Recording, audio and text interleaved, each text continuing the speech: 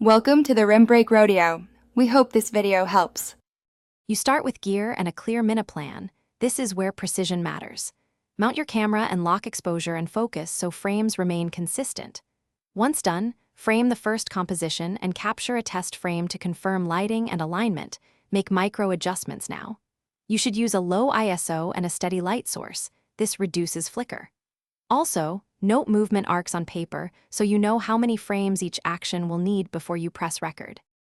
You now create motion by tiny, consistent shifts. This preserves believability.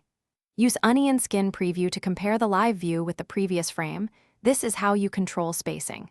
Once you settle on increments, shoot 1 to 3 frames per small action to balance smoothness and speed. Make use of the timeline to trim mistakes, shift frames, and adjust hold duration.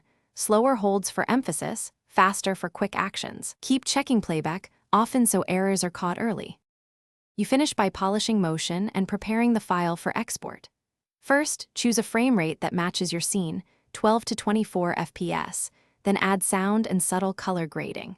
Once satisfied, stabilize any jitter with the App tool or realign problem frames, and export as MP4 for video or GIF for short loops.